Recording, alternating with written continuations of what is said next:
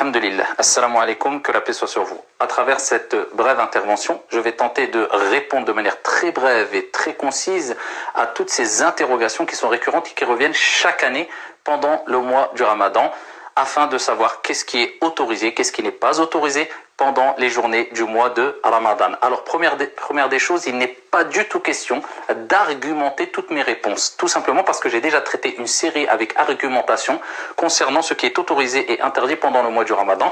Je vous renvoie vers mon site officiel rachideljaï.com ou ma chaîne YouTube officielle. Il y a une rubrique questions-réponses de Ramadan. Alors, ici, je vais répondre de manière très résumée, Inch'Allah, billahi tawfiq, et mes réponses sont basées principalement sur l'école de droit, le madhab de l'imam Malik rahimahullah. On traite le premier sujet.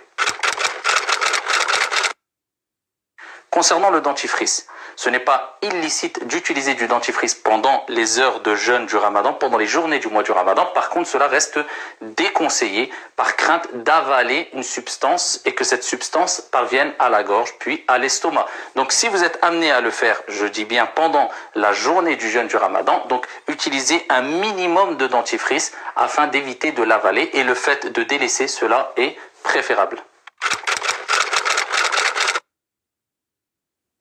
Concernant les personnes qui sont malades, donc, ou une personne tout simplement qui craint pour sa santé de manière claire s'il est amené à jeûner. Donc à ce moment-là, il ne jeûne pas, il est considéré comme une personne malade et il devra rattraper sa journée de jeûne quand il en aura les capacités après le mois du Ramadan, Inch'Allah. Concernant les personnes qui ont une maladie chronique, donc une maladie qui va les suivre quelque part à vie. À ce moment-là, ces personnes-là, ils ne sont bien sûr ni tenus de jeûner le mois du Ramadan, mais aussi ils n'ont pas à rattraper ces journées de jeûne non jeûnées. Mais par contre, il est préférable, pas obligatoire pour eux, de nourrir un pauvre pour chaque jour non jeûné. Et il en va de même pour les personnes très âgées, très avancés dans l'âge. Donc pour eux, il n'est pas obligatoire de jeûner si ils éprouvent une grande difficulté et pénibilité ou il y a un risque clair pour leur santé dû à leur âge très avancé. Et par contre, cela, il leur sera préférable simplement de nourrir un pauvre pour chaque jour non jeûné. Concernant les vomissements, si la personne vomit de manière involontaire, à ce moment-là, cela n'annule pas du tout son jeûne. Par contre, même si elle a vomi de manière involontaire, mais elle a été amenée à ravaler, akramakumullah, une partie de son vomi, eh bien, cette journée de jeûne devra quand même être rattrapée. Par contre, si la personne vomit volontairement, cela, bien sûr, annule la journée de jeûne. Concernant les glaires, akramakumullah, cela n'invalide pas le jeûne dans l'école de l'imam Malik, mais une majorité de savants ont considéré que cela annulait le jeûne, le fait de ravaler ces glaires. Donc il est préférable de s'en débarrasser de ces glaires, de ne pas les ravaler, mais comme je vous ai dit précédemment, dans l'école de l'imam Malik, rahimahullah ta'ala, ravaler ces glaires, akramakumullah, cela n'annule pas votre jeûne. Bien sûr que ravaler sa salive, c'est quelque chose de naturel, et on ne peut pas s'en détacher, cela n'annule pas du tout le jeûne. Al-imsak, c'est l'abstention, le fait de s'abstenir de boire et de manger de manière préférable 15 à 20 minutes avant l'heure de l'Fajr. On a le droit de manger et de boire jusqu'à l'heure de l'Fajr. Mais il est préférable, particulièrement dans l'école de l'imam Malik, rahimahullah ta'ala, et l'argumentation est très forte de leur côté, eh bien il est préférable de s'abstenir 15 à 20 minutes avant l'heure de l'Fajr. Concernant les prises de sang, cela est autorisé. Et les savants ont fait une analogie, un qiyas avec al-hijama, donc il n'y a pas de problème de faire des prises de sang, surtout si cela concerne une raison médicale, il n'y a pas de problème de le faire et cela n'annule pas le jeûne. Concernant les vaccins ou une piqûre quelconque, cela bien sûr n'annule pas le jeûne, sauf si ce qui va être injecté dans notre corps c'est quelque chose de nutritif, donc à ce moment-là ça annule le jeûne et il faudra rattraper le jeûne.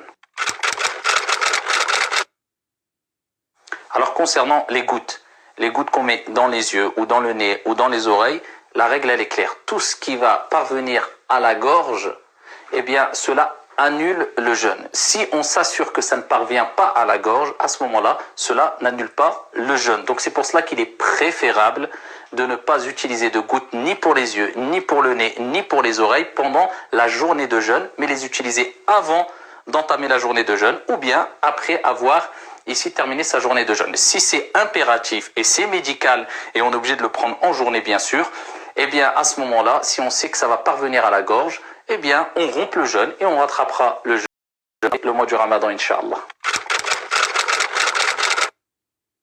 Alors concernant les rapports intimes avec son épouse, l'épouse avec son époux, pendant la journée du jeûne du mois de Ramadan. Alors je ne parle pas en dehors des heures de jeûne du Ramadan pendant le mois du Ramadan, ce qui est totalement licite. Je parle pendant les heures de jeûne du Ramadan, à l'unanimité des savants, cela est strictement interdit. Et celui qui a eu un rapport avec son épouse pendant la journée du mois du Ramadan, ou une des journées du mois du Ramadan, eh bien, il doit non seulement rattraper cette journée-là, mais en plus de cela, une expiation. Dans l'école de l'imam Malik, il préfère que ça soit le fait de nourrir 60 pauvres. Et concernant le fait d'embrasser son épouse ou son époux, ou bien d'avoir ici des caresses ou autres, eh bien les savants ont dit qu'il y avait plusieurs cas. Si la personne le fait pour dire au revoir, bonjour, de manière, on va dire, sans trop de désir, et s'il n'y a aucun problème de le faire. Si c'est fait avec un désir qui peut provoquer la sortie d'un des liquides qu'on appelle soit el-mani ou soit el-madhi, c'est-à-dire le liquide séminal qui peut sortir après des désirs, ou bien le sperme. Donc à ce moment-là, ils disent que s'il y a une crainte, cela est déconseillé. Et si la personne, elle sait pertinemment que cela va provoquer la sortie d'un de ces deux liquides, cela devient interdit. Alors concernant tout ce qui est gel, crème, etc., cela est autorisé car ici le dalil c'est adamud dalil, la preuve c'est qu'il n'y a pas de preuve qui l'interdit. Concernant le parfum, le fait de sentir des odeurs, ou bien de l'encens, ou bien ce qu'on appelle al-prour, ici s'il y a une fumée qu'on va inhaler avec une bonne odeur, accompagnée d'une bonne odeur, de telle sorte que les particules de la fumée parviennent à la gorge, cela annule le jeûne si on l'a fait volontairement. Mais si c'est simplement des odeurs qu'on sent sans qu'on soit amené à inhaler beaucoup de fumée, cela n'annule pas le jeûne. Donc pour le parfum, il n'y a pas de problème. Mais attention aux fumées qu'on peut être amené à inhaler, surtout quand on utilise de l'encens. Alors concernant ceux qui sont amenés à boire ou à manger par oubli pendant la journée ou une des journées du mois du Ramadan. Il faut savoir que d'après le récit prophétique authentique, c'est Allah subhanahu wa ta'ala qui l'a abreuvé ou qui l'a nourri et il doit continuer sa journée de jeûne. Mais dans l'école de l'imam Malik, ils disent oui, il doit continuer sa journée de jeûne, mais par contre, il doit obligatoirement rattraper cette journée après le mois du Ramadan. Alors concernant la femme qui est enceinte ou la femme qui allait, si elle doit rompre le jeûne, dans les 4 écoles juridiques, ils disent qu'elle doit rattraper obligatoirement cette journée de jeûne non jeûné après le Ramadan quand on aura les capacités. Par contre, concernant la femme enceinte, dans l'école de l'imam Malik, elle est considérée comme quelqu'un de malade. Si bien sûr, il y a un risque clair pour sa santé ou la santé du bébé, si elle est amenée à jeûner. Et donc, à ce moment-là, elle est considérée comme quelqu'un de malade. Elle ne jeûne pas et elle rattrapera sa journée de jeûne après le mois du Ramadan. Mais si elle a les capacités physiques de jeûner, elle doit. Concernant la femme qui allaite et qui, après prescription d'un médecin ou recommandation d'un médecin, doit arrêter son jeûne car il y a un risque clair pour elle ou pour l'enfant, eh bien à ce moment-là, elle doit rompre son jeûne et elle devra rattraper sa journée de jeûne après le mois du Ramadan, Inch'Allah ta'ala, quand elle en aura les capacités. Mais en plus de cela, eh bien, elle doit nourrir un pauvre pour chaque jour non jeûné.